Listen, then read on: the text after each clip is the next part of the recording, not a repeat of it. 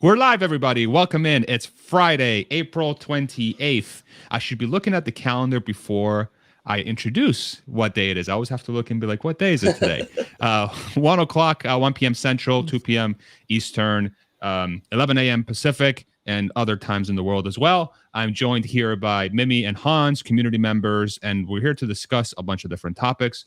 But there's one specific one that is quite a hot button topic in the specifically in the sort of Tesla investing world as of late. And we know a lot of our watchers and listeners follow Tesla very closely. And I think today would be a great time to have a very in-depth discussion around Tesla advertising or not.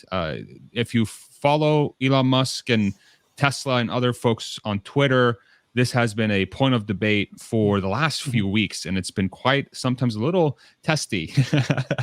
But I think today's discussion is going to be quite interesting and fun. So for those that are in the comments section, if you want to join along with us and discussing this topic in the comment section, please feel free to do so. Just make sure to keep it respectful.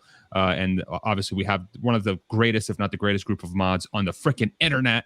And so they'll make sure that the discussion is super respectful. So we'll just get started with the topic. I don't know if Mimi or Hans, either of you want to take it first, kind of how you're thinking about this. I'll let you decide who wants to go first, and then we'll just turn it into a discussion. So who wants to open this up? Who wants to be the brave person to open this up? I can start. Okay. It's so funny because there's so many different takes on this, but it seems like Emmett wrote, and he said on your stream as well that he thought that we should go together and crowdfund an ad. And I wrote on Twitter and said that I thought he was really stupid because I don't think that we should pay with our money. And he was so sweet. He liked my tweet. I thought that was really nice of him. But I don't think that we should have to pay. I think that Tesla should pay. But it seems like, I mean, you saw that commercial that a guy put out. It was really nice. Yeah. Considering he only did it with free materials. But it seems like a lot of people, and me included, think that what's needed is a lot of basic education about all the misconceptions. Even people who have EVs don't know everything. And there's so many things to bring up that are Tesla specific and that are EV specific. And I think that's what's needed. Just basic things. You can charge your car at home. A lot of people don't realize that they can charge at home. Hans, go for it. Yeah, I loved Alexandra's take on this the other day on the Cyber Bulls episode. Just really, it's very easy for those of us in the Tesla bubble, whether that's on YouTube or on Twitter, to really be familiar with the story, really be familiar with maybe the ownership experience, and just not to realize how many people who are not inside the community have any understanding. And I mean, people do get a sense for that when you have any discussion with anyone outside of the bubble related to any Tesla topic, whether it's something that's FUD related, this week having conversations with people about the SpaceX Starship launch and why it was not a complete failure as the media portrayed it. And so you can see the power of the media, the traditional media, the legacy media, to create a general sense of a topic in very soundbite, simplified, and usually negative ways when it comes to Tesla. And so basically Alexander's take was that, yes, we do need advertising of exactly what the type that Mimi was saying, very educational, basic content, and it needs to get in front of eyeballs of people who are not inside the community, because basically anyone who wants to know what's really going on with Tesla already knows. All the information that we want exists on the internet. But the thing is, you have to be the type of person to go look for it and find it in order for that to come across in front of you. And so, I think that unlike a lot of people, I agree that is something that can be very beneficial to the mission of Tesla. And so then it just becomes a matter of priorities, and it's really hard, not having access to information inside the company like Elon does. I can see a lot of value on the one hand in Tesla devoting all of their resources in a very focused way to solving the engineering and technical challenges of advancing the technologies that accelerate the world's transition to sustainable energy, maybe over the public perception, for like prioritizing the technological advancement first, and then just trusting the public perception of those to just naturally follow as long as they make enough progress in costs, user experience, and just generally making the products themselves much better and more compelling, and then a much higher value proposition at prices that are accessible to the general person, just like Elon has said many times. And so, it's, since we're in this recessionary environment, it seems like, and I know different people might have different takes on that, that there is this kind of bubble that maybe we're in right now where Tesla's ability to grow at that 50% CAGR rate, roughly, whether this year that ends up being 30 or 40%, but just on average, to grow deliveries at that rate without reducing prices is hard, and people want margins to be supported. And so advertising is definitely one way to help support higher sales prices. But so the question is Tesla the right entity to do that? And I agree, financially and fiscally, they have the money, but I think it's hard to make the case to Elon specifically, who is kind of against advertising in general. And so this is where I actually do land kind of in support of Emmett's idea. And I think I had some conversation. I'm sure that I'm not the first one to have this idea, so it was probably floating around out there. But I had suggested this to Emmett before he ran the poll. And so I think it would be a good idea for us as shareholders to make the case to Elon why Tesla should invest in advertising with actual financial data on the efficacy of running the ads, increasing the general perception. And the hard part about that is just trying to get all the data across, okay, where are all the ads placed? What are the demographics of the people that are being reached? And then how do we tie that back in on the sales side? Like, can we see what the click-through rates are? And then can we see what the sales conversions rates are on those type of advertisements, so that we can actually have the type of data that Tesla would want in order to know how efficient and effective are these types of campaigns. And I think, Tesla doesn't have to do things in the exact same way that legacy advertising has been done. They could do something that's very grassroots, like a lot of people have suggested, where you run contests to have Tesla community members generate the best advertisements, and then you reward those specific content creators, and then, do something that's a little bit more focused social media marketing, to put those educational advertisements in front of people who they're not going to ever look for and find that information themselves, but maybe they're easy to convert. Maybe they're looking for other renewable energy types of things, or ways to save money on energy, ways to save money on gas. Like, there's lots of different ways. So I think that's kind of the very nuanced position that I'm in right now, really in between. No, we should never advertise. Yes, we absolutely should advertise.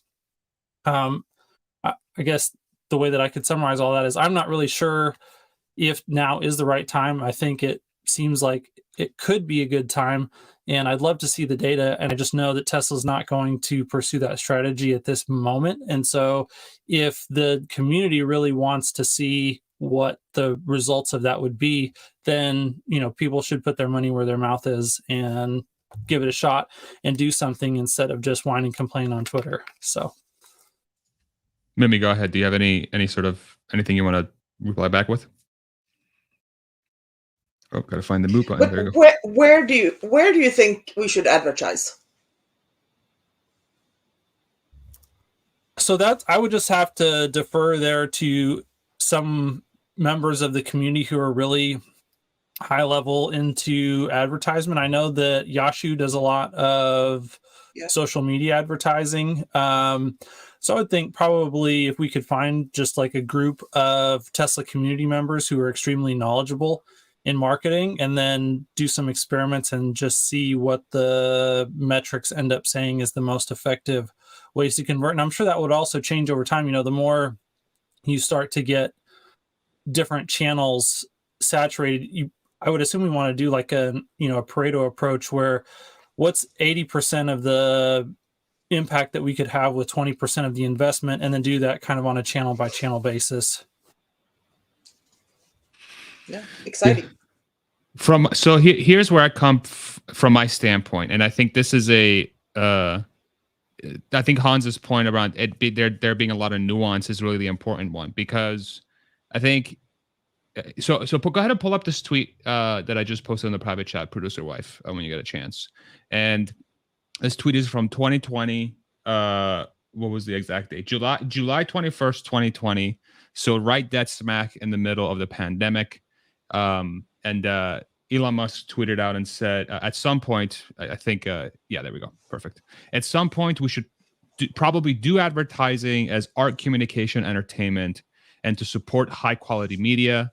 This again is back from 2020, July 21st. Now, I do think, so what's interesting about that tweet is that there is a willingness, I believe, and then there's also a sort of another tweet before that, better to put the money into the product than sales and marketing, right?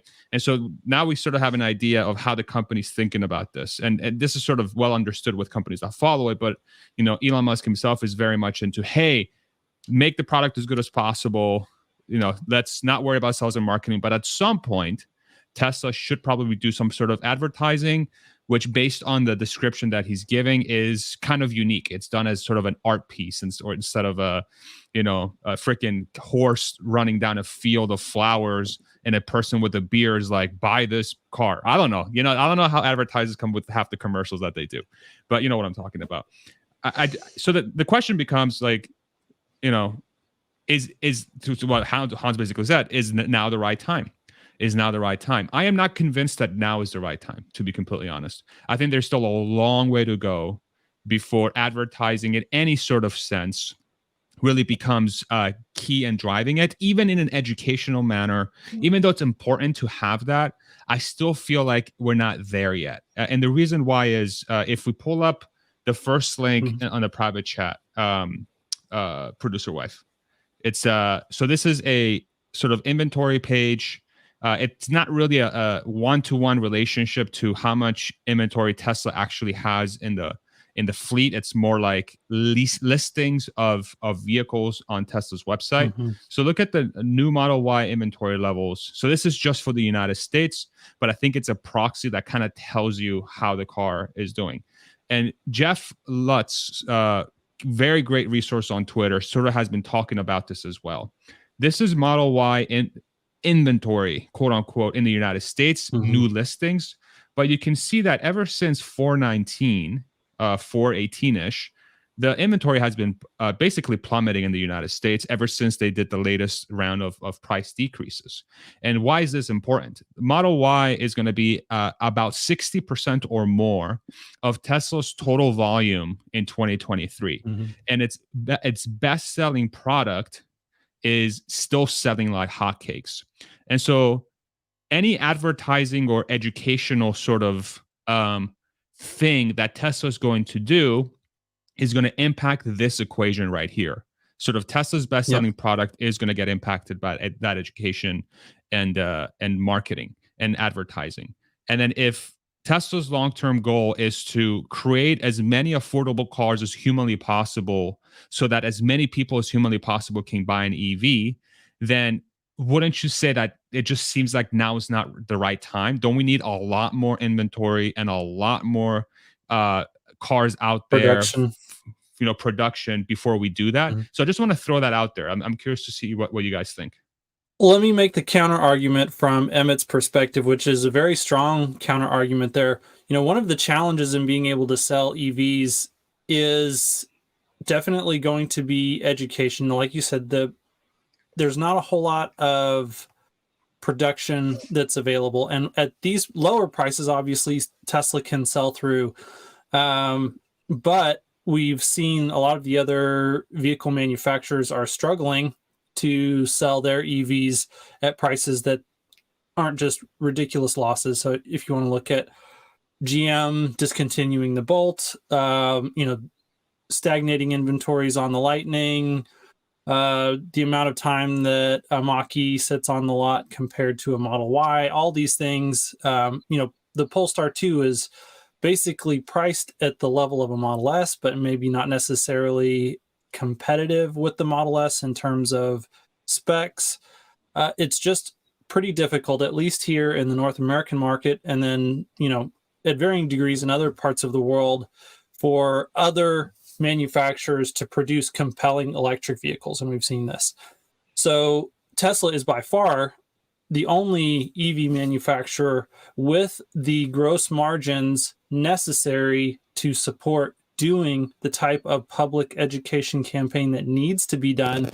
And they almost are in a moral imperative position from the standpoint of the mission, advancing the world's advent, or the accelerating the advent of sustainable energy for the world, to do that education piece so that other players, whether they're auto manufacturers or just renewable companies of various types, can focus their energy on being able to create products that are compelling and competitive on their own right without necessarily having to fork over that large piece of marketing spend. And so, if we want, Elon has consistently said that he wants other auto manufacturers to be around. He doesn't want GM to die. He doesn't want Chevy to die.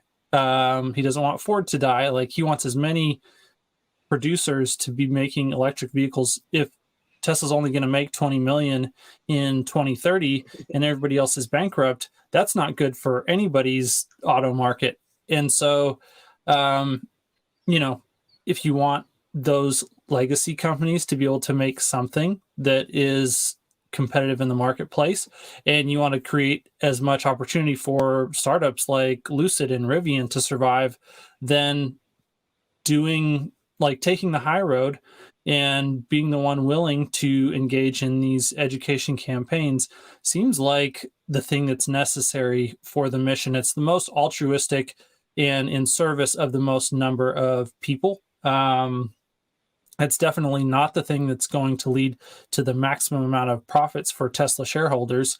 And so this is kind of one of those areas where we can just look and see, okay, we say that this is the mission, and then Tesla's interests personally are over here, and they're kind of in conflict with one another. And so how's all of this going to play out? And it still may not even play out right now, but I think Tesla is going to need to do that at some point, and I would prefer it to be sooner rather than later.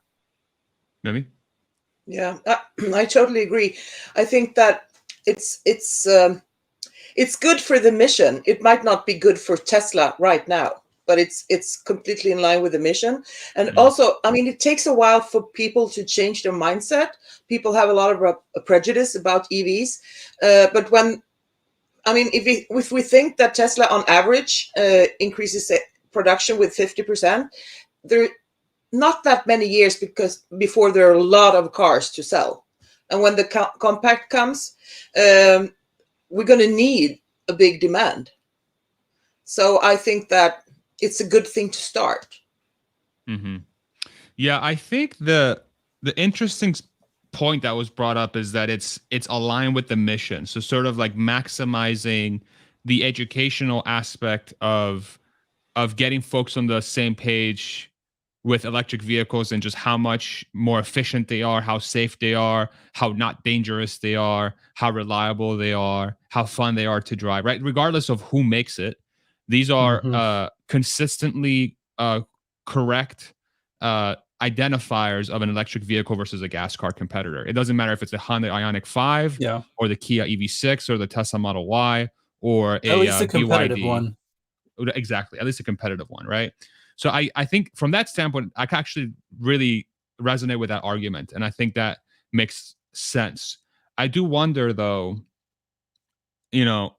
why should Tesla be the one that bears that responsibility? And why not allow the rest of the market to do that marketing for you, which they already have been doing. You know, we see Ford commercials for EVs. We see GM commercials for EVs. You know, there was this one video of the BYD. I don't know if you guys saw it on Twitter, but there was this one so silly. There was a BYD car and they had a girl jump roping in front of it, you know, and I was like, that I guess works for somebody. So, you know, so it's like there's other companies out there doing it, you know. And then there's also this other variable too with the investing community and also the retail community, but then folks that are in this EV social media landscape, like your Sawyer Merritt making that commercial on Twitter, or that other person that was making that commercial on Twitter. What's fascinating there is that there seems to be an ecosystem for somebody to say, okay, well, if Tesla's not going to do it, or GM's not going to do it, and Ford's not going to do it in the way that it's very educational and awesome, then I'm just going to do it, and it's going to be a kick-ass thing, and it's going to be awesome, and I'm going to do it out of a labor of love, and I'm going to throw it out there, and maybe I'll monetize it, you know, as an individual. And so I wonder if there's like an opportunity for folks out there to do that on their own, you know, and to go out there, maybe, and this is just me speculating, maybe sort of Tesla stance as well. If you really want to go out there and get it, and if you do a great job, you'll get paid for it. You get to keep 100% of the profits. You know, I wonder how much of that is also in there. Yeah. Strategy is that while yes, it may be a great way to get the content created, but at this point, all that content already exists, like we said, because people have done exactly that. And they have, a lot of them have made money doing it and been compensated fairly. And so that's great. The problem is the way that social media works and the way that the internet works, all that content has already been seen by all the people that those people can reach. They've maxed out their distribution. It's not going outside the bubble. Yeah, you have to get it outside. You need those pieces of content in front of new eyeballs that are on different distribution platforms. And so the only way to do that at scale is for someone to pay to put it in front of those people's eyeballs. We've basically got all the organic reach that we're going to get. And, you know, it's not feasible for individuals to pay to educate prospective Tesla customers that they can't reach organically to then go and buy a Tesla. That, you know, it'd be one thing, you know, one thing that Tesla could do very easily is pay, you know, on referral basis. If you refer someone and they use your referral code when they purchase a vehicle, if you get even, you know, $100 for that referral, you've just created the possibility to close that loop. So someone could pay, you know, if they can get their content in front of new eyeballs for $30, and that ends up creating a sale, and then they make $100 from Tesla. Now the financial incentive is there and it exists.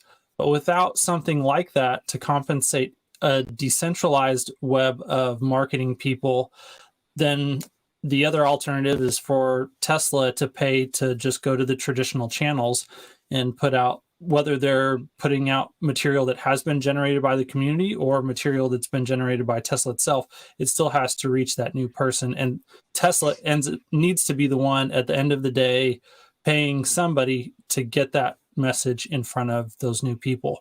And then as far as so why should Tesla go ahead and take on the responsibility of paying for all this marketing?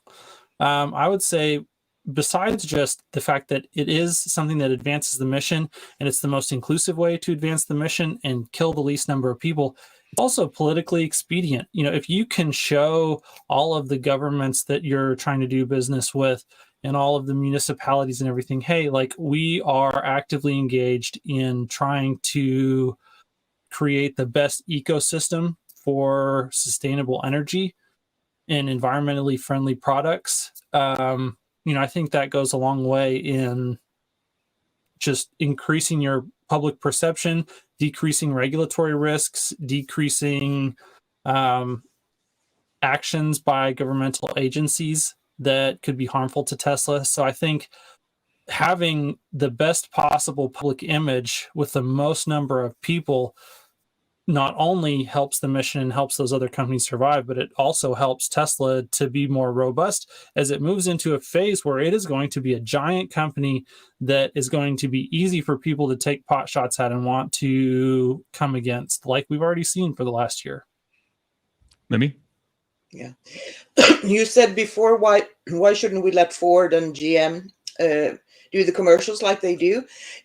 In Sweden or in Europe, I think we have so many more models. I see tons of EV commercials all the time, and they say absolutely nothing. They're like the horse on the field.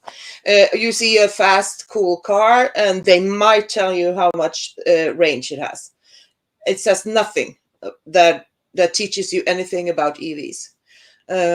So they're just plain traditional, boring commercials. And I don't think that's what's needed. Not for the mission. And I think that, okay, why should Tesla do it? We should do it because we're different. We're different. We are the only company with a, you see, I'm saying we now. We're the only company with a mission. Which other company puts out a master plan for how to save the earth? No one. That's why we should pay. Yeah, but let me take another side. So all of these points seem kind of obvious, you know, like so doesn't that mean that like the for example the educational stuff, it's obvious that if Tesla does something like that, it's probably going to be very different. It's going to be done in a very innovative way, and it's going to be just like everything else they do. Same thing with the referral program. Talk about a low-hanging fruit. You've already opened up your supercharger network to everybody else. Why wouldn't you do something similar with existing customers to try and get more sales in some sort of similar manner?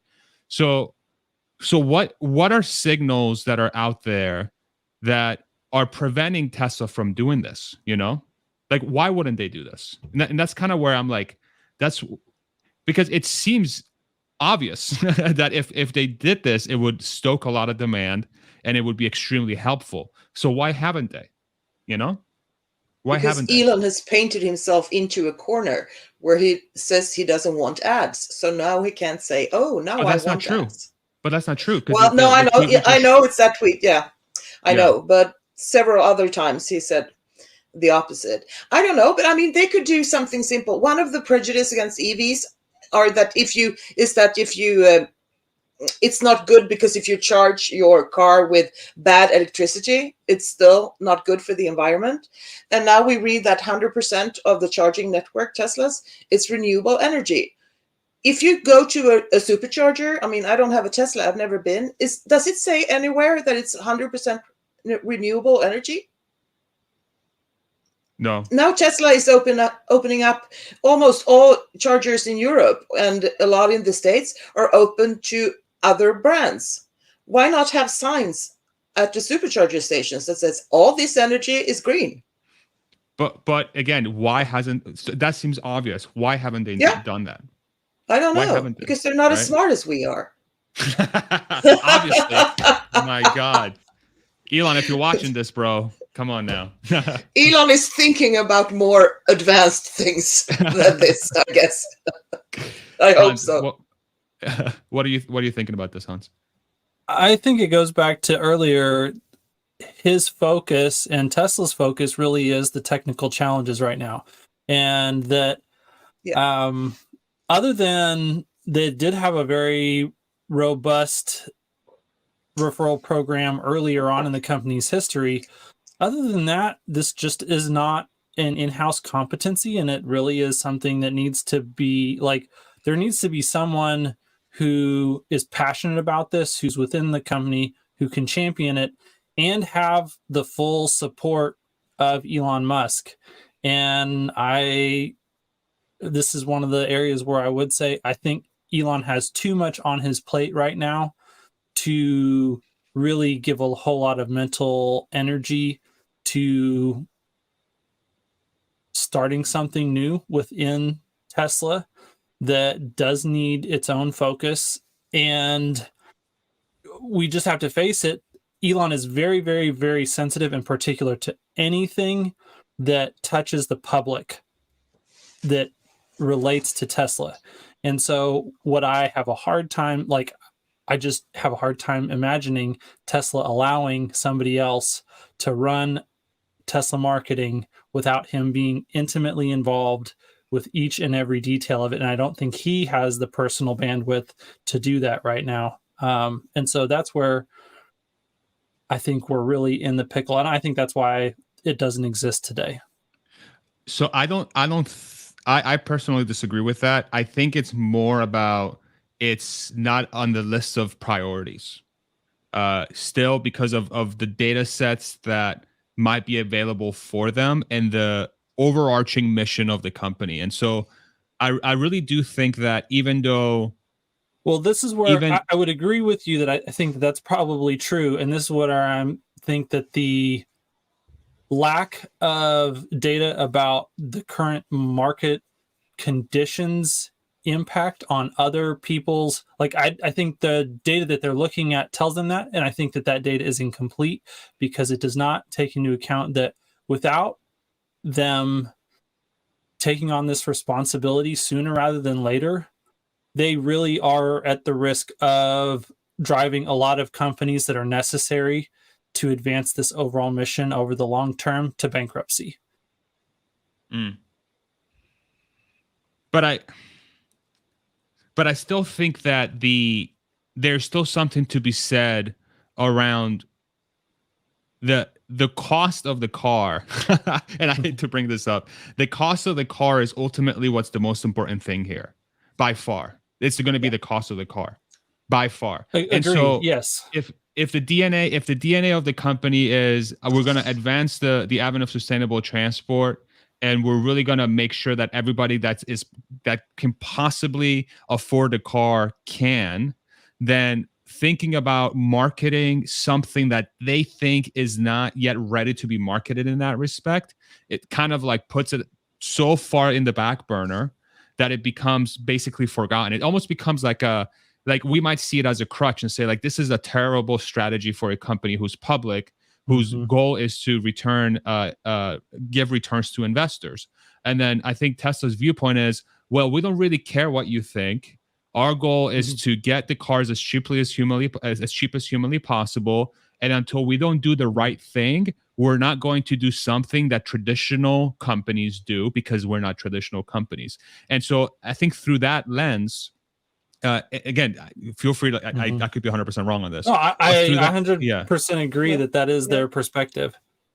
Yeah. Yep. And so unless that changes, then I think the advertising discussion is going to be an interesting one. And I think framing it around education is a lot more powerful. And I think it makes a lot more sense. And so it becomes like when will Tesla start to educate the public on why electric vehicles in general are simply a better purchase than a gas car, regardless if it's a Tesla or not, and they'll obviously showcase their technology. And I think that will happen, in my opinion, once they feel like they have the production that can support that campaign, as limited as it may be. Because I think once it's out there, you guys brought it up. You talk to people that aren't aware with EVs, and Mimi, you brought up the whole people don't even know you can charge it at the house. That's like the peak of the iceberg. There's so much more out there. So I wonder how much of this conversation is kind of like, Tesla's going to Tesla, Elon's going to Elon. They're always focused on really on things that are just non-traditional, that are not like typical companies wouldn't do. Like GM is not going to use a lack of advertising as a forcing function to get the cost of the cars down. They're going to be like, okay, how can I sell this piece of shit for as much money as humanly possible, right? Like, and I'm not talking about the Mach-E, I'm talking about like the Pinto, okay? So, and same thing with everybody else. So that's how traditional companies work. They're backwards, right? It's the dog wagging the tail instead of the tail wagging the dog, right? Or sorry, it's the tail wagging the dog instead of the dog wagging the tail. There we go. So I don't know if you guys have any thoughts around that, but I just feel like that's where we are. That's where we are with this whole thing, and I don't know if it's ever going to change. I think I will have to start to agree with Emmett now. So maybe we should do something ourselves. I think it would be so fun. It would be so fun to try. I mean, just to see what would happen. So what if the thing that happens puts Tesla again in this position where the wave, all the work they've done for the wave goes out the wayside, and now it's like I also wonder too is like how much of this is just bringing sales forward that was going to happen anyway once the production is up to par to where they need to be. So it's like we want to realize the profits now as investors, but are we just bringing them forward when this clearly becomes at some point it's going to be undeniable that this is electric vehicles are just so much better, right? So how much of it is just bringing it forward versus actually truly increasing the TAM? I don't know. These are thoughts I struggle with myself. Well, I want to go back a little bit to it. The perspective that Elon has that we've talked about, that they just want to focus on the cost of the product. They don't want to do anything the same way that traditional companies have done. At its core, that is an ethos that is hostile to traditional companies. And that is a great ethos to have, especially, very much the culture of Silicon Valley, the ethos that you have to get started on a brand new thing that's going to disrupt the way that things are done. But once you reach a certain scale, you need to be aware of the impacts of that hostility, because to take it back a little bit earlier, that hostility at the size and scale that they are now can result in mass casualties for companies that do things the traditional way. And so if we need companies that do things the traditional way to participate in the transition to a sustainable energy economy, then we cannot do everything that we do from the standpoint of being completely hostile to traditional companies. We have to figure out a way to work with them and to incorporate them into the overall mission. And so, I mean, this is an opportunity to start to take that into an account. And like I said, the more casualties there are at a higher and higher level, the more anti-Tesla sentiment that creates and the more backlash against the company. And this is an opportunity to go ahead and get ahead of that. And instead of creating ill will by disrupting companies and causing bankruptcies, it can create positive will by helping other people who do want to, Lucid and Rivian are great companies that do want to accelerate the advent of sustainable energy, and they could really use a hand up. And those are small disruptive companies, but the same can be said for Ford and Polestar and GM and these companies as well. Maybe? No, I'm thinking. You go ahead. Okay. Okay. Could you imagine being a Tesla bear and listening into this conversation, and then they're going to be like, these people legitimately think that this conversation is around Tesla's advertising to save other companies. How delusional are these people, right? Yep. Like I can totally just hear high. it. Yeah. I love it. But I think I had the craziest idea that all brands should do commercials together for EVs. That would be awesome. Wouldn't that be awesome? Kind of like everybody like it's kind of like didn't Coke and Pepsi do something like that, or was it McDonald's and Burger King? I forget who it was, but like two companies, American companies, were doing like tag team ads on something. I forget what it was on. That would be really cool. That would be really cool. That's kind of like a way of doing that, sort of like, hey, like we're all in this together. I do wonder how much of if that's going to alienate maybe part of the customer base, because it's like, we're doing this together to save the planet. And like it or not, that's something that, at least in America, some people are like, I'm never going to buy your thing because all you want to do is save the planet. Yeah. The planet is fine. Screw you. Right. So but I do. It depends on whether or not that's the focus. If you could just say, like, if you can sell the car based on the merits of how it's better in almost every way in user experience instead of impact, and then market those different things to different channels of people, then and you those may be able to people avoid wouldn't buy an EV anyway. They might. They might. I think there is something to be said about one of the underestimated aspects, I think, of an EV is that it does allow an individual to be truly independent from an energy standpoint, where you're completely non-reliant on other countries or other organizations or corporations or governments. Yeah. And that resonates, I think, with a certain type of individual that wants to be completely off the grid and 100% self-sustaining. EVs are the only thing that will allow you to do that from a transportation perspective. You generate your own energy and then you power your own freaking car. And you don't got to worry about those damn people and, you know, wherever they are not liking what we like, and screw the Russians and the, you know, people from the Middle East, so on and so forth. Right. So I can resonate with that. And I think that's a good point. That's a powerful statement. And it's and the other very big one, underrated.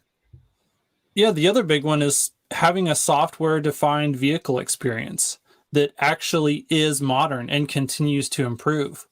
Instead of getting in your 2023 legacy OEM car and having buttons and knobs and, you know, can I even get it to connect to my phone decently or not? And all of the frustrations of the incredibly antiquated software experience of even the most modern, luxurious of vehicles.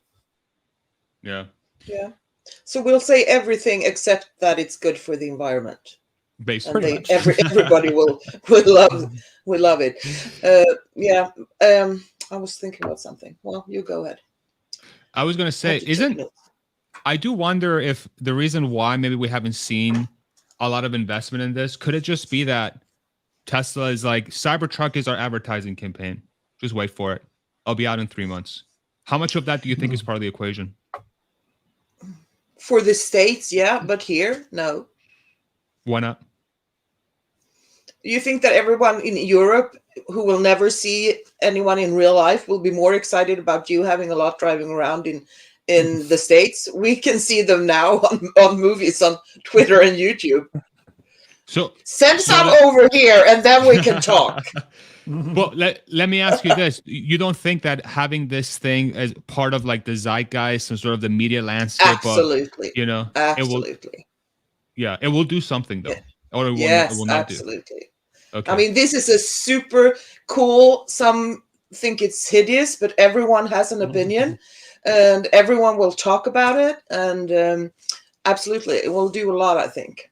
But I think it's also back to what Hans was talking about earlier, that it's really important that all these other companies start producing cars. Right now, the prediction is that in 2050 or 47, we're going to have more EVs than ICE cars.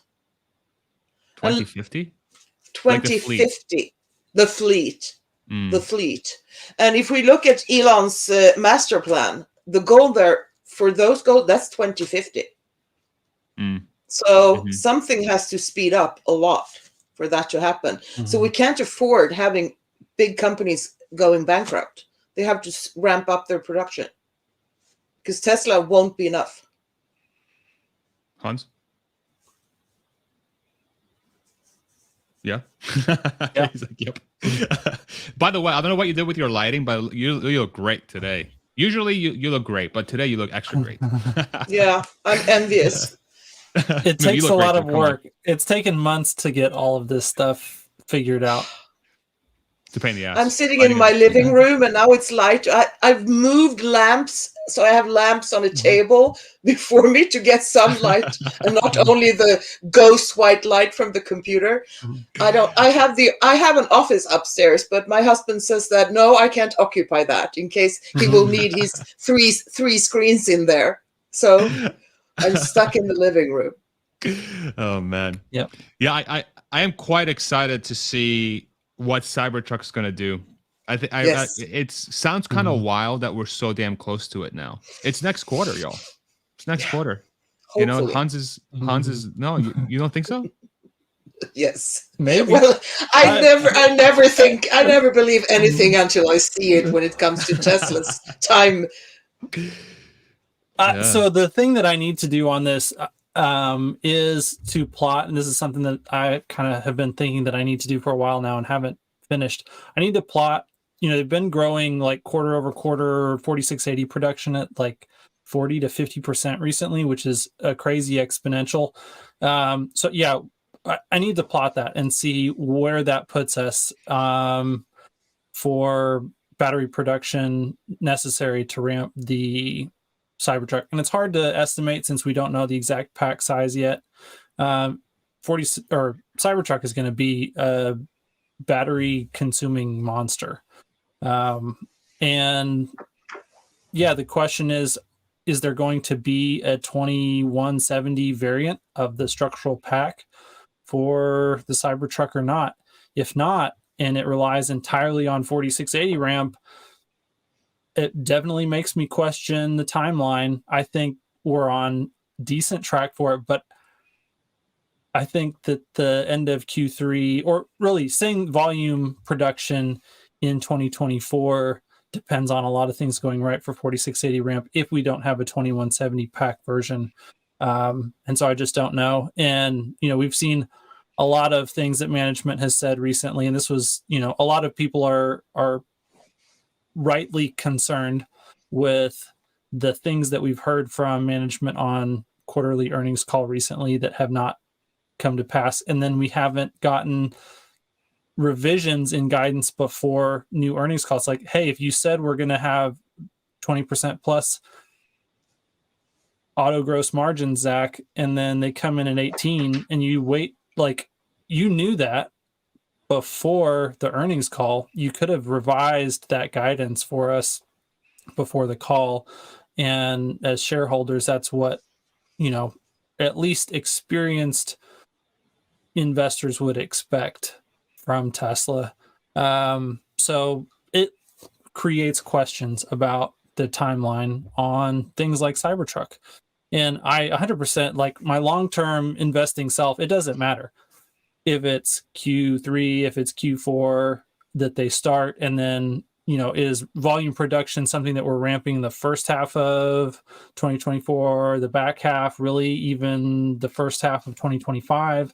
It's just going to be an incredible product. There's not going to be anything that can compete with it. And so overall, I am not at all worried about the investment case for Tesla based on my time horizons and my risk tolerances. But yeah, I don't know that it's going to happen in 2024 at the level of volumes that people are expecting, at least. My conversation with Corey earlier this week, I think it was on Monday. Another great conversation. Treasure, dude. He's amazing. He's incredible. Mm-hmm. The Monroe team is insane. In a good way, by the way. Insane is good. He alluded to the fact that Cybertruck will have 2170 in some respect, especially if they want to sort of, they're going to have to do it if they want to hit those production targets that sort of people are putting out there, especially into next year. But I do wonder if maybe we'll just see a situation where they'll just go real slow to start. They'll do 1,000 units in 23 and maybe 10,000 units in first half of 24. I do wonder.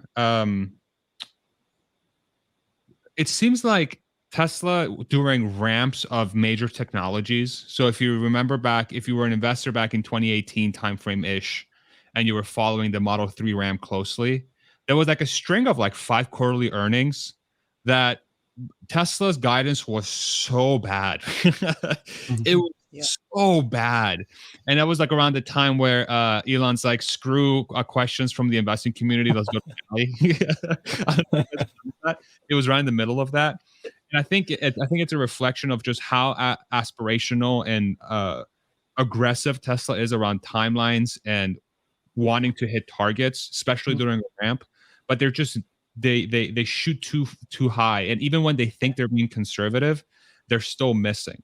Again, but this is like a short, medium term thing, right? I think Hans's point of long term, long term, who cares? Like no one else is doing this. So when it gets vertical, and then we're like, oh shit, it happened, right? But it always happened later than we think. But it's still fun to talk about. I do wonder how much of Cybertruck's batteries will be 2170 in this case, and will there be any sort of performance difference between the models? or will people hold out for the 4680 instead of the 2170? But I think if I'm putting my me in my shoes, and obviously Cindy and I, producer wife and I, will talk about this, but if there is rumors that it's 2170 instead of 4680, I don't care. I want that freaking truck. I want to be the obnoxious guy going down the road and just ripping everybody apart at the stoplight in a giant tank in the middle of Texas, literally. So why wouldn't I want that as soon as possible, Well, and remember that the Plaid S uses the 18650 form factor, and a lot of that has to do with just the cooling load on running something at those levels of performance. And so we very well could see basically the Plaid, if it's not a Plaid, the Plaid-ish version of the Cybertruck with 2170 battery pack, simply for that reason alone, which would definitely kind of ease their constraints. And, especially also if they're still working with a lower energy density version of the 4680 at that point in time, if they haven't made all the improvements necessary to go head to head with the 2170 on chemistry and energy density, then yeah, you may want the 2170s for those higher performance vehicles. Mimi, any thoughts there before we go on to your topic? No. Okay. Let's make commercials. Okay. We'll see. That's my answer to that. So there's a couple images you shared with us. Mimi, do you want to sort of frame the topic for us, and then we'll deep dive it, and then after that one we'll do Q&A. Yeah, no, I was reading the impact report, and I was looking into the numbers for us to become a planet with only renewable resources. And when you read the impact report, it sounds so easy. And then I was starting to look into numbers for different countries and how fast can we change, and is it doable? And then I came across, now I don't even remember. Cindy can just put up one of them. Yeah. Here we can see, now I have to make so I can see what I'm looking at. Hold on. So per capita energy from fossil fuels, nuclear, and renewables by country. Yeah. So Canada is the worst, and then United States and Australia.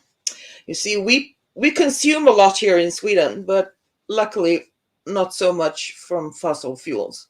So United States use today 1/6 of all energy. And if we look at, fantastic. Well done, Cindy. So you can see. So it's a lot. If we look today, it's a lot.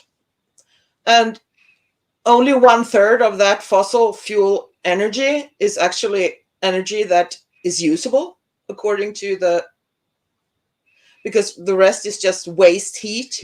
Yeah. And it's completely ridiculous. And will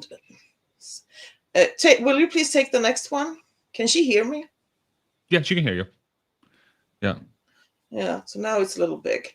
So I found this is really neat, because when I have my solar panels, I can go in every minute and see exactly what kind of energy we have in our grid. And I can get that from almost all the countries. So here we see Europe and North America. So and help me understand what cholintensitet is. It's grams of CO2. It's the carbon equivalent per how much carbon. Yes, per kilowatt hour. So the darker brown you are, the worse. So if we look at Europe, we only have two areas, but it's Poland. Poland, they have coal, a lot of coal. Up in Scandinavia and Iceland, we have a lot of hydro power, and France, that are also green, have a lot of nuclear. But then if we go to North America, we can see that Canada, they have some provinces, and also Yukon, which you can see here, they're green. They're actually the best. Sweden, Norway, and Canada are the greenest. But there are also very many areas that are very, very dark. And how are we going to change that? What is needed for the United States to change into a more renewable, because it has to do with not just building, it has to do with people, how they use energy. Yeah. I'll give you a very easy answer. Cost. As long as it's cheaper to use a renewable energy versus coal and oil, America will be the first one to get on that train, because you can squeeze out way more profits as a business by generating less cost on energy versus everything else. So really what needs to happen is, and this is where Tesla, I think, in the has a play here as a company that's going to allow the United States to be less reliant on other countries for fossil fuel and oil and gas and all these things. It's going to allow the country to become energy self-sufficient, truly. That's what's going to flip the stage for the states. Hans, do you agree with that statement as a fellow Texan? 100%. Yeah, 100%. And, looking at the map, it was cool to see that, hey, at least here in Texas, I know that we're yellow. We're not quite green, so not bad. Bring it up but again. We're also adding the most amount of solar in the country, even at a faster rate than California is. And so hopefully we'll be green in the not too distant future. And I think, this is one of those areas where, yes, we have a lot of wind. We have a lot of just empty parts of the state that have very few people. And then a lot of those places do happen to be very windy. And so they're great places to put wind farms. California is similar. They've got quite a bit of wind there.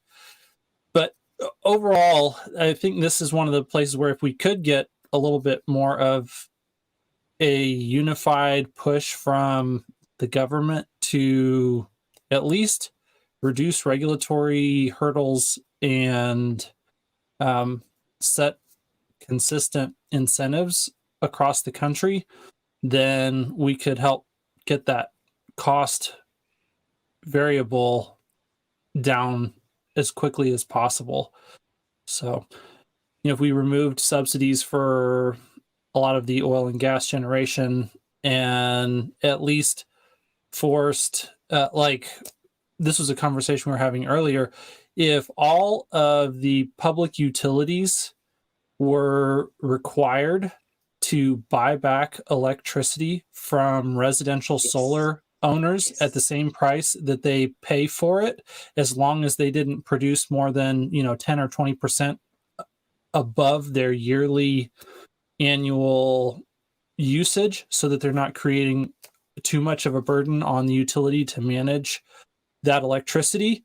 The economics are so there. If I got paid at the rate that I have to buy electricity when I do produce a surplus, my solar system would pay for itself in a heartbeat. And there's a lot of places around the country where that would be true. But individual utilities don't want to manage being your extra battery that buffers your usage based on when you're producing the energy versus when you're using it. And so either some incentives need to be set up for them at the utility scale to put storage in, or there needs to be some sort of federal incentives to help offset the cost of putting residential batteries in place. But something like that would pull forward our cost piece.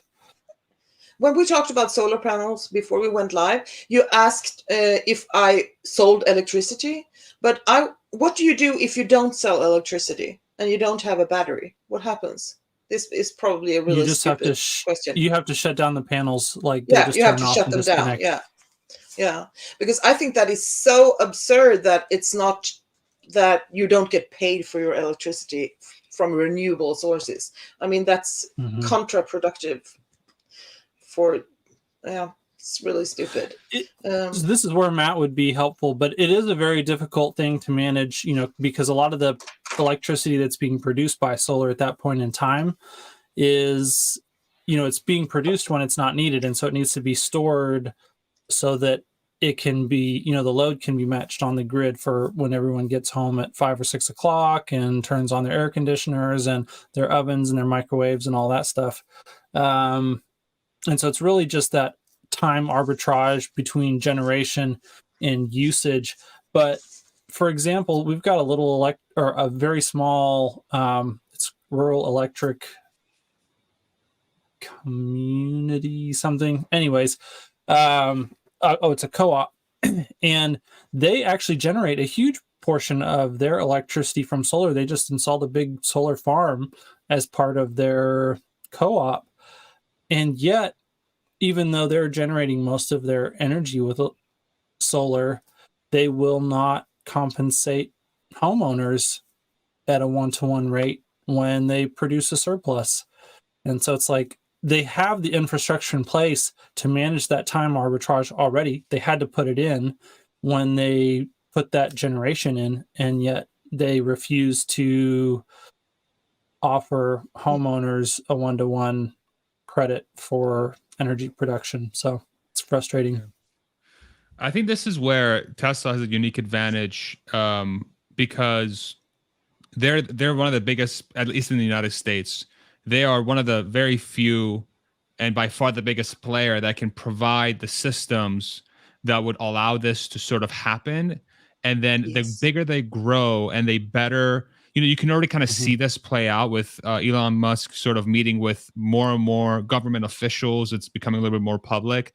I think sort of this might be a early stages of getting some of the, I don't want to call lobbying, but it's probably a little bit of that from Tesla's perspective to really start setting up the foundation for the United States to become much more closely aligned, like a Sweden, where you can be your own utility in a sense, up to a certain point, and then leverage solar and the batteries at your house to make the entire system way more efficient and way cheaper for everybody. It's the complexity is the sheer size, like we talked about, of the United States makes it very difficult to do this at the federal level because no one can agree on anything, especially now. And God knows what's going to happen with this presidential election coming up next year. And this, who knows what's going to happen there. It's going to be entertaining. That's for damn sure, at least. But it will be interesting to see how this plays out over time. But I do think Tesla's uniquely positioned to take advantage of whatever's going to happen. Did you see the poll on Twitter? If people thought that Elon should be the moderator of the presidential debate? Really? No. I hope it's a no. It wasn't Elon. It wasn't Elon who asked. It was somebody else, some other person. All respect to Elon Musk, but he'd be the last person. Really? As moderating? Well, I think that as long as they have a moderator who tells them to shut up when they are interrupting, Joe they Rogan. should just mute them. Joe Rogan. Oh, yeah, but he's that would never happen. No, I love Joe Rogan. You don't like Joe Rogan? No, I don't. Why? Well, you can understand I don't. My God, he's everything that I don't like. What do you mean? Oh no, he's too conservative for my taste. He's very liberal. Rude. You think he's very liberal? He's extremely liberal. Yeah. Yeah. Oh, have you listened to his podcast? There's different. Yeah. Well, he's probably not like Swedish liberal. That's very liberal. Very anti-establishment liberal, which is different than individual rights. Yeah. I think that I've liked some of the podcasts, but some of them no, I'm not too. But I think he's a good. I mean, yeah, he would probably be good because it needs to be someone with. I get so sick and tired when those debates give absolutely nothing because they just shout at each other. Yeah. I mean, if they're going to do a thing where it's, debate in 30 minutes, it doesn't matter who moderates it. It's going to be absolute crap. Like it needs to be on Joe Rogan's podcast where it's like 5 hours and then they actually get down in the weeds. And instead of getting, zinger one-liners, we actually understand how they think and what they want to do. 100%. Producer wife in the private chat, Rogan pod is too much testosterone for me. Yes, I was just going to reply to her. Thank you, Cindy. I agree. That's why I love it. It's amazing. It's like the greatest man podcast of all time. I freaking love Joe Rogan so much. All right. No, Johan from Sweden is complaining that we're not all the same. No, we're not all the same in Sweden. No, we're not. Let's do we want to hit anything else before we go to Q&A from our beautiful community? Hans, anything from your side? We could probably touch this briefly. So I just have been thinking recently about Tesla stock and the place that we're in, not to make predictions or anything, but just reflecting on both the conversation that you and I had, Farzad, in the interview that I just posted the other day, but also some other things I've been seeing on Twitter, that the really large parabolic moves in Tesla, it seems like there are two. And one of them was in 2013, and then the other one was the 2020-2021 run. And when I think about, okay, what catalyzed both of those movements, it is Tesla's entry into a completely new market segment for the first time with the S and then the 3, where you see the beginning of a whole new TAM being opened up. But not only entering in with the products, but once you see those first products being the S and the 3 really show bottom line profits flowing through in the financial statements.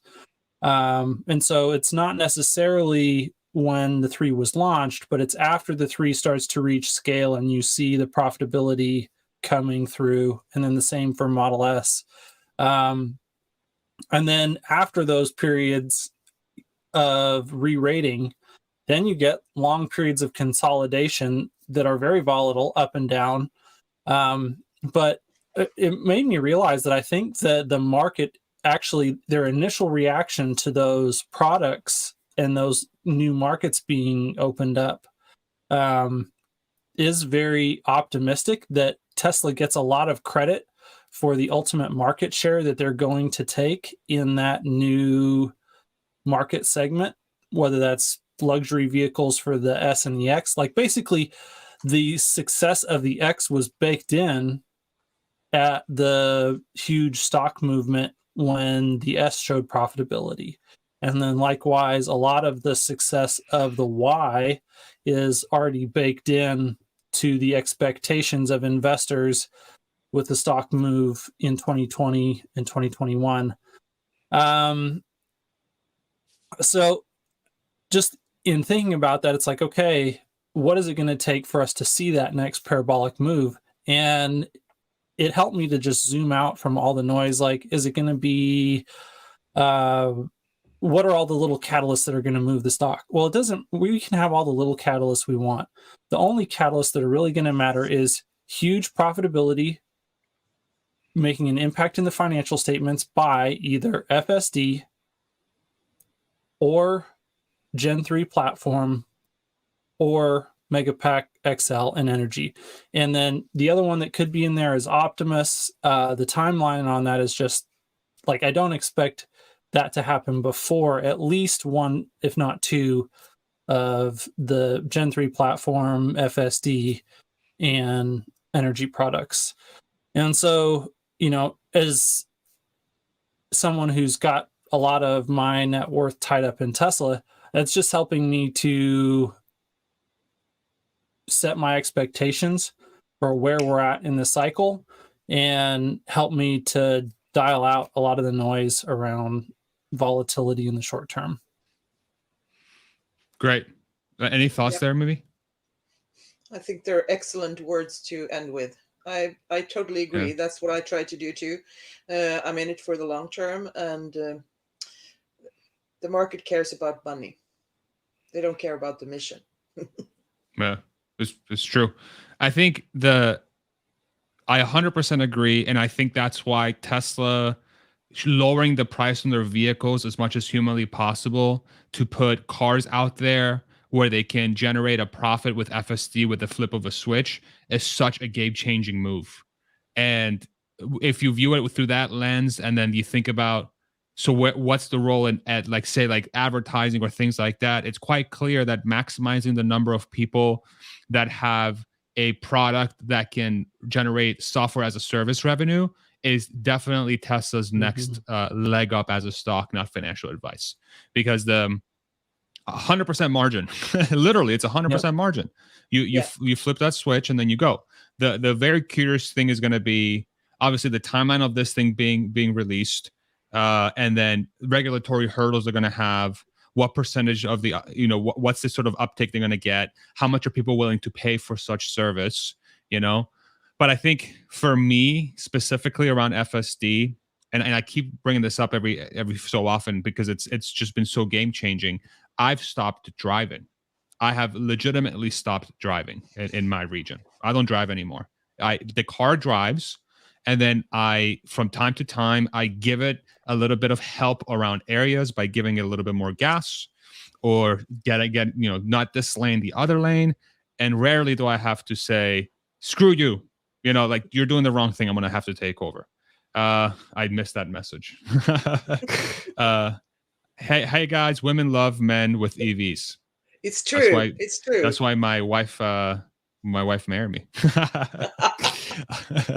She claims she learned about Tesla first, but I still don't believe her. I think it was me first, but it's okay. So I think from that perspective, it's a matter of time. It's truly a matter of time. And then you have that within the context of everybody else. BYD just she's like, WTF, you had a Mazda. I did, but I knew about Tesla.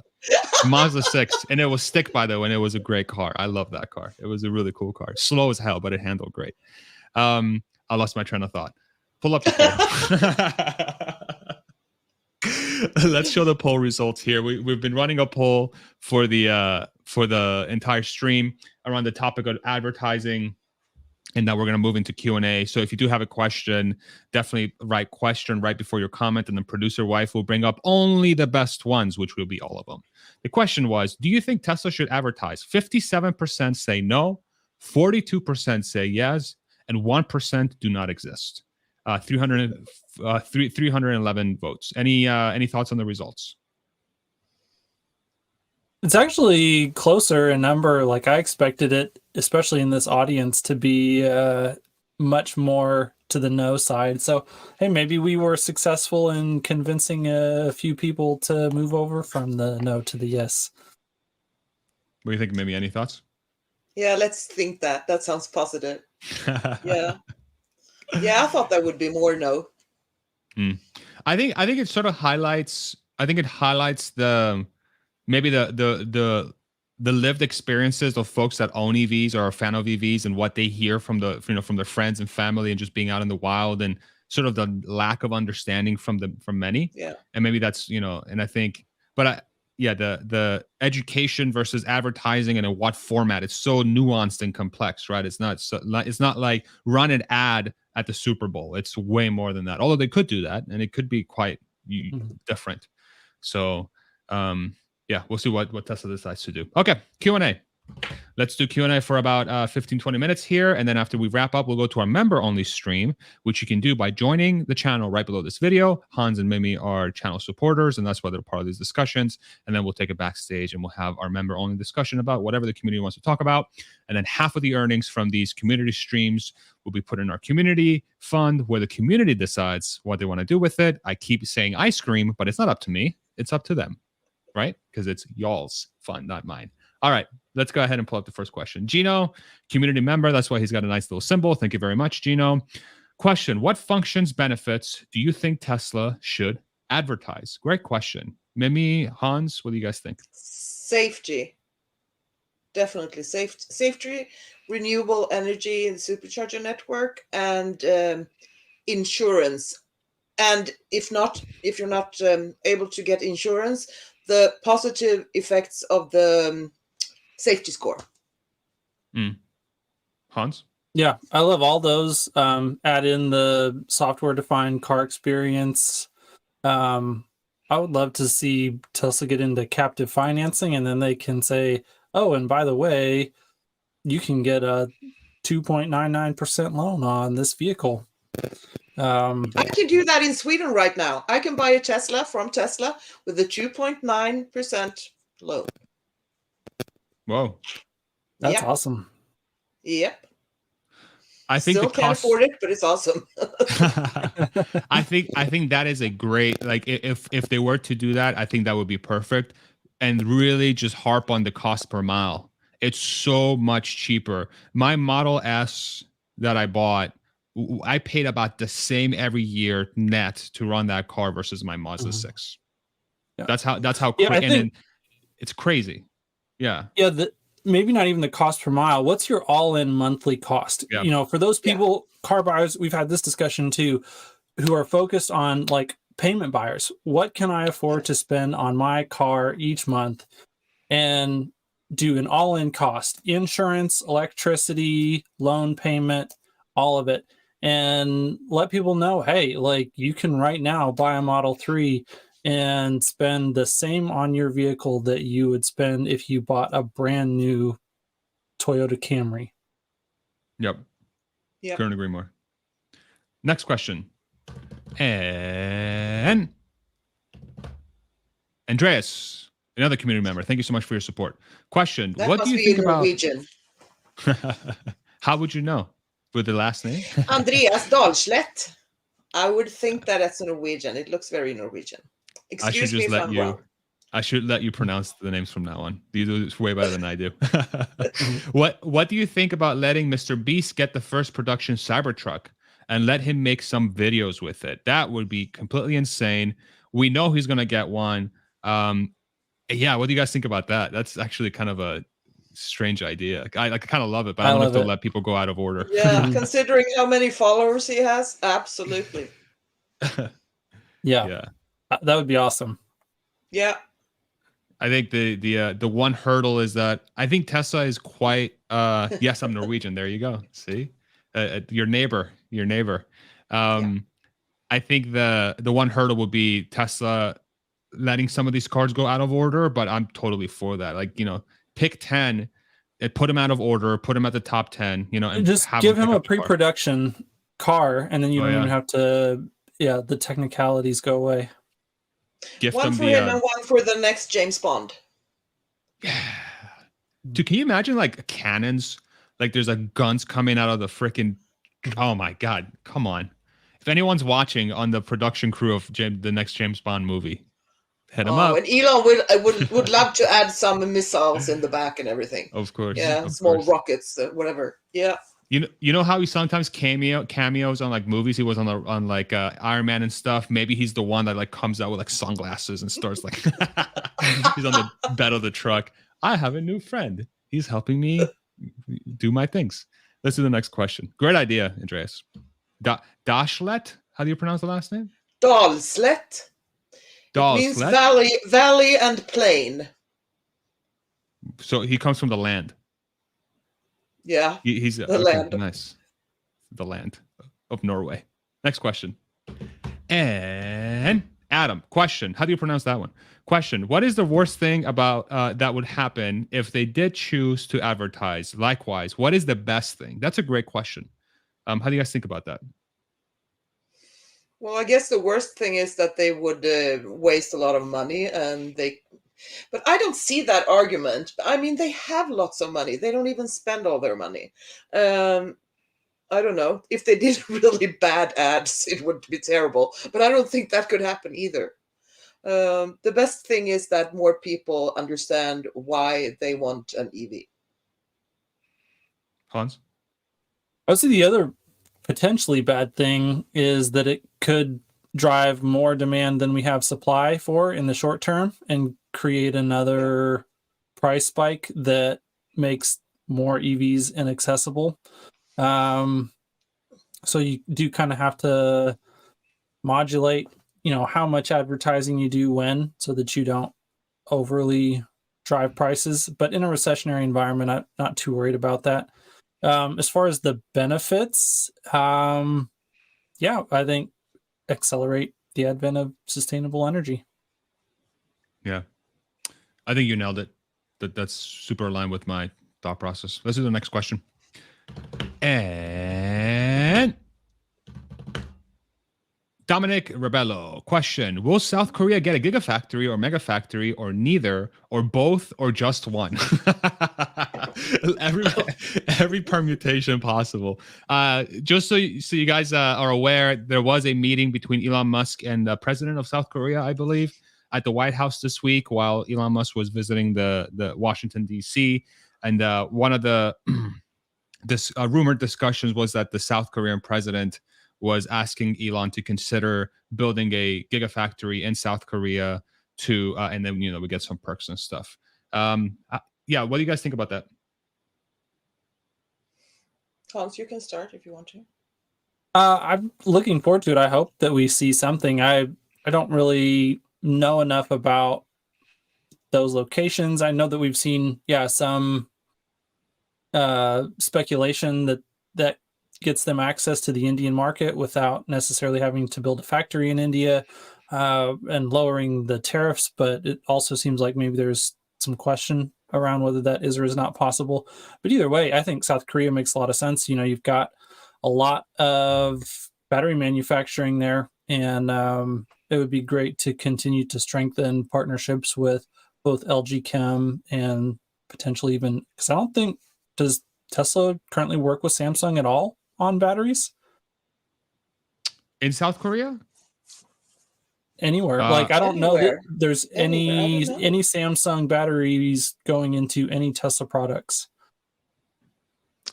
No, I think it's Panasonic and a few other players. Cattle, right, is the other one in China, right? I don't think Samsung's a part of. Maybe the screens. I think that's the only one. I think it's just screens. Yeah. Yeah, it would be interesting. I was just gonna say to see them use batteries from both LG Chem and from Samsung. Yeah, I think definitely a mega factory. They have a big expertise in batteries. I think cars. I mean, South Korea is not a terribly huge market, and there are no big markets near. I mean, if you compare to Shanghai, I think it would be more logical to have something in Asia further south. If you think of transport, but a gateway to India, that would be really great. Because I think that if that could work, because I think that Tesla, they want to try out the Indian market. Well, we talked about this before, that it's a huge market. They passed China in population, so they're now the most populated country on earth last 2 weeks ago. But the financial standard is still very low. I mean, how big of a market, how big interest would there be? Mm-hmm. But they're definitely good car builders and good battery makers. So yeah, I mean, the Hyundai group does great out there, with Hyundai and Kia, which, by the way, they're both the same company. I don't know how many people knew that, but Hyundai and Kia is the Hyundai group, and they're based out of South Korea, and they make really good cars. I think any different. Go ahead. What about solar panels? I don't know. I have no idea. I mean, our solar panels come from LG, but I mean, what about Tesla? They make them in the States now, don't they? I think so. Yeah, and Gigafactory, Giga New York, I think, right? Yeah. If they're ever going to expand that, they got to get that building ramped. I don't think it's anywhere close to being ramped fully. They still have a lot of room to go at that building. I think the South Korea play, the India play is cool to think about, because they can finally break into that market without any of the hurdles that they're facing by going in directly. It's kind of like a loophole to get in. But I think any diversification out of China in the Asia Pacific region is a positive, especially given some of the turmoil around the COVID disruptions and stuff, sort of like highlighting just how dependent everyone is on one country to supply everything. Nothing against China, but I think strategically speaking, any diversification they can do in that region is smart. And if it's South Korea, great. If it's Japan, great. If it's India, great. Doesn't matter. Yeah. I remember hearing some speculations about a gigafactory Osaka, just because of the amount of automotive expertise that's there. Personally, I would rather see a factory go up in South Korea as opposed to Japan. I think it's going to be more business friendly and probably open up more doors. Obviously, the Japanese car market is nearby South Korea. I 100% agree on just diversifying in Asia Pacific away from China with all the geopolitical risks that are there. Like, we can continue to expand Shanghai, but I would rather see a factory outside of China, instead of building in a new, like, as opposed to having a gigafactory in Beijing or somewhere else in China. Yeah. Next question, and then we'll do maybe one more after if we have enough time. And Steven, another community member, thank you so much for your question. What do you think Tesla's take would be on content creators, fans, etc., making ads, education content on EVs and or Tesla? I think they would love it. I mean, if you look at the we have a YouTube link, actually, producer wife digged up. So can you go ahead and show that YouTube video that you had on the private chat with MKBHD? This is the love something. What was it called? Pull up the thing, the title, so we can see it.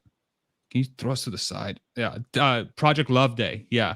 So they did something similar to this about 5 years ago, where they asked content creators to create the best Tesla ad, and then they sort of used this to drive awareness for the product. So go ahead and play a little bit of it, and maybe skip around just so people can be reminded of what it looked like. Yeah, so it's kind of cool. Look at how much room it has. Yeah. So it's kind of like, using the video to showcase just how cool the products are. And this was 5 years ago. And Tesla opened this this sort of thing, this project. So why wouldn't they do it again? So I think they're very, very pro this. It's just a matter of asking when is the right time to do this. Anything to add there, Mimi or Hans? No, I think they would like it. Absolutely. Yeah. I can't see why. And he's like, I got you. Yeah, see that? It's brilliant. Just wait. Bye. Yeah. Very cool. Very, very cool. All right, let's do one more, and then we'll move over to member only. There, he's taking his groceries. Oh, there's the Lambo. Nice. Awesome. Let's do one more question, and then we'll move over to member only stream. By the way, thank you all so much for the support. I see super chats coming through, and I'm sure producer wife is throwing out some thanks for those. So thank you all so much for your support. Really appreciate you. Last question of the stream from Robert. Question: worldwide in 2030, what would be the percentage EV sales, and who besides Tesla will be the big players? That's the $1 million question. So a lot of speculation around EVs crossing the 50% mark by 2028-ish. 2030 is a lot of the assumptions as well. Some of the more conservative ones are like out to 2035. I mean, to me, it seems quite clear that Tesla and BYD will be the biggest ones by far, just from the looks of things. Maybe Volkswagen, if they can continue the ID4 trend, but it doesn't look like it. It looks like they're going the opposite direction, to be completely honest. So to me, it seems like it's just Tesla and BYD, and then who knows who else. How do you guys think about this? Well, I think the South Korean brands they're doing very well. I'm hoping for Volvo and Polestar. What do you think of the new Polestar with no rear window? I think it's a good looking car, but my bigger thing is like, does it even have a trunk? It has barely a frunk, rather. It doesn't even have a frunk. That's my bigger thing. I haven't looked at it. Yeah. It's super tiny. Yeah. I mean, I think it's okay not having a rear window, because I think we're going towards cameras anyway. But my bigger issue with that car is like, this is your third iteration of it, and you still haven't figured out how to get a sizable front trunk, which tells me that you're not really optimizing the car to be an EV. You're just continuing to use ICE platforms to make an electric vehicle, which is going to give you a heavy car. That's how I think about it. No, the Polestar 3 is definitely engineered from the ground up to be an EV. Yeah. I don't know on the front what the deal is with that, but there's not a crossover. Like, there's no ICE platform that's going to be built on the same chassis as the Polestar 3. So then why no? I'm not sure. The interview between the interview between Sandy Monroe and Corey and Tom Eigenlath, is that how you pronounce his name? The CEO of Polestar, on the new Monroe Live podcast this week was an excellent podcast. I definitely recommend people go watch and listen to that. But yeah, so I think that I think that they're taking the right approach overall as far as they spun out, Polestar is the EV brand, EV only. I think that is organizationally the right move. I think that the Swedish design aesthetic has a very strong chance of being successful. And Volvo is a great company. So I think that Polestar has a great chance. I think they're making the right moves. Like, I would bet that in 2030, Polestar is competitive, if not ahead of Ford in the EV market. I think that Ford has a decent chance if they can manage the transition and not trip over their ICE business. That's one of the things that Polestar is not going to have to worry about. And then, yes, I 100% agree. I think that Kia Hyundai is going to be a force to be reckoned with. And then it'll be BYD and probably at least one, if not multiple other Chinese competitors. Maybe. I'm more pessimistic about GM, though. I don't know. Oh, yeah. It seems like they're GM's talking gone. and talking and talking. Yeah. GM is gone. It's gone. I think so. Yeah. The craziest thing about GM, and we got to wrap this up so we can go to member only, is that they're discontinuing the best-selling car in the Bolt, which they've had for 7 years and they haven't been able to make profitable. And without the Bolt, GM has sold less than 1,000 cars this year. It's less than 1,000 EVs this year in 2023. That's it. Yeah. That's it. That's all that there is to be said. All right. Let's move on to members only. Mimi, Hans, thank you so much. Really appreciate you guys. As always, if you do want to join us in the member only discussion, join by clicking join right below this video. I said join a lot just now. And we'll do these every week. And half of the earnings from these community streams go to our community fund. And you'll get access as well to our private Discord, a bunch of cool emojis. And then our resident lawyer, Richard, can give you legal advice for free. All right, everybody. We'll see you on the next one. Take it easy, everybody. Bye-bye.